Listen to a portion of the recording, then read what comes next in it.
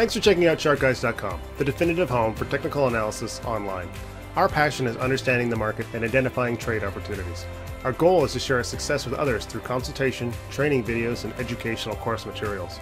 Get the skills that will make you a more confident, effective, and informed trader.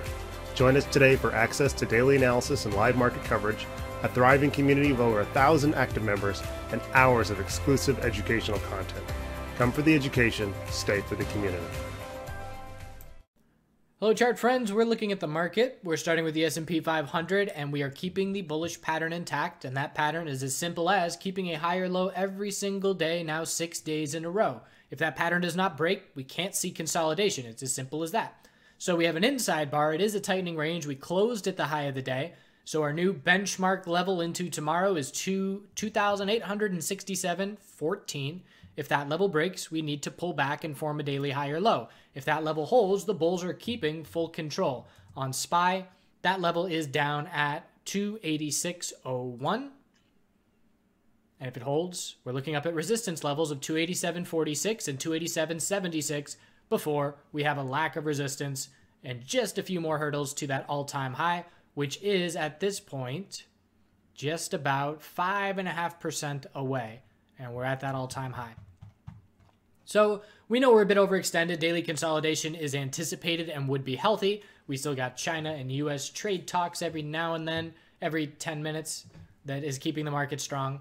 IWM closing at the high of the day, also a daily inside bar, still knocking on the door of this 156.53 resistance. The question is, do we have to pull back before breaking that level, or can we break it on an initial attempt? Either way, just like SPY, the next time we consolidate, we're going to look for a healthy higher low to form due to the bullish strength we've seen over the last 6 to 8 days. QQQ did break the low of yesterday, but this is an instance where we see an hourly change of trend, where we lose the hourly uptrend without much bearish follow through. And we're right back where we started essentially. And in that instance, we zoom out and look for the potential of a bull flag. And right now, QQQ is a daily bull flag forming. In order to negate that potential bull flag, we would likely need a break probably down under 182 and some solid bear volume and a close at the low. The close at the low shows bear momentum, and look at the closes over the last 6 days. Most of them favoring the bulls, with lower wick showing bulls buying the dip. XLF still holding on, and this one's actually surprised me, and I don't play the banking sector, the financial sector bearish, which is probably fortunate because I probably would have taken a small loss at this point. But still watching for that lower high compared to 27.10. But again, just like SPY, and even more impressive than SPY, 8 days in a row with a higher low every day. So when that pattern breaks, we will probably see SPY's pattern break on the same day, and we will look for the higher low to form with the very impressive V-shaped bounce for the financial sector heading into earnings in a week and a day or so. A little bit longer than that. Biotech sector, we now have a quadruple top, and I missed this one again. I was playing other plays, other sectors, the marijuana sector, and we had another rejection from resistance. 92.99 was a triple top. We hit 92.89 and then pulled back, and it's just a beautiful top fishing trade.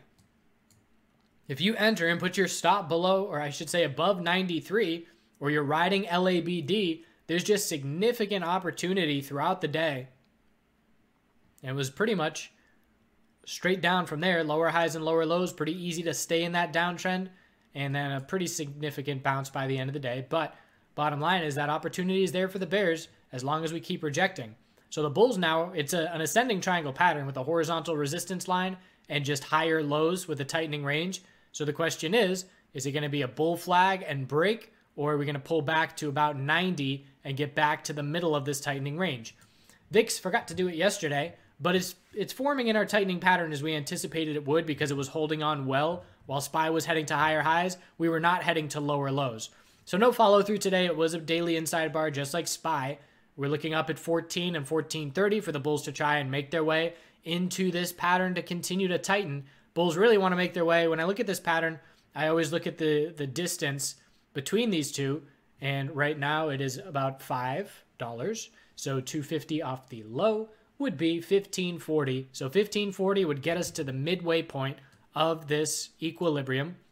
So that's a goal for the bulls to try and make it to that level.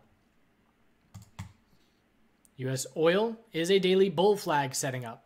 So extremely healthy consolidation, specifically from where we are coming from. That is textbook bull flag at this point. Lower high and lower low with no follow through right now. And we're going to have to see the bears make a strong push under 61.88 to try and negate this daily bear flag. And again, it's a position where the bulls are extremely comfortable because the two scenarios are it's either a bull flag for continuation or we're going to look for a higher low to form just a little bit lower. And it'll take the bulls a little bit longer to see continuation, but there is no sign of any weakness in oil right now.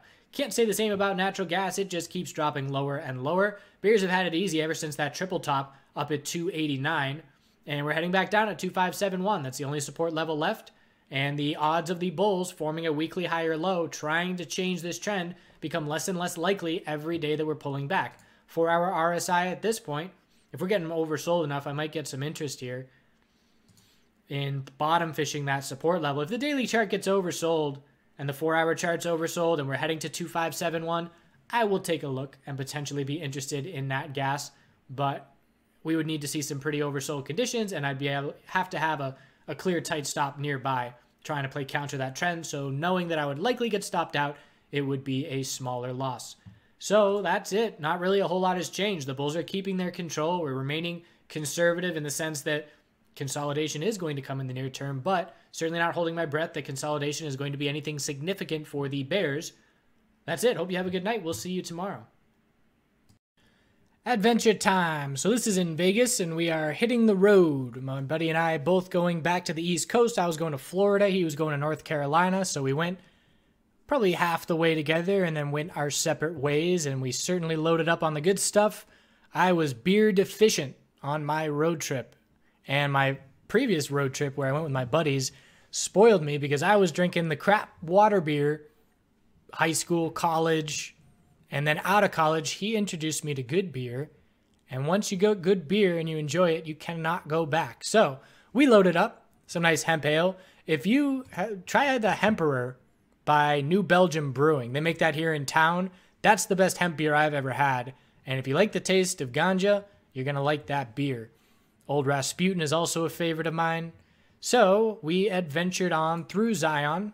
And this was my second. I think I've been to Zion 3 times now. But my buddy grew up as a hunter, and he was blown away by how close the deer get because they're just used to being around people and they are protected. So it was freezing, but it was beautiful as always. I had never been to Zion in the winter, so a little bit of a different landscape, but certainly still epic as always. And we ended up camping overnight, and the lows were 12 degrees. And in Celsius, that is, I think, a -11. I've never camped that cold before. It was a very interesting experience. You can see the running water is freezing here, but it was wild. I don't think I'll ever do that again. But, you know, wearing 8 different clothes and having 4 layers of sleeping bags and blankets, and we made it. Nice big old rocks. We went with the little dog, Nico, and we originally got him when I was in college with my buddy and found him on the side of the road, but got him mid-shake there. Interesting face. But he was fun to come and play with and have on the adventure in the national park. So we drove from Zion across through Texas. It actually snowed in Texas as well, which was certainly not expected.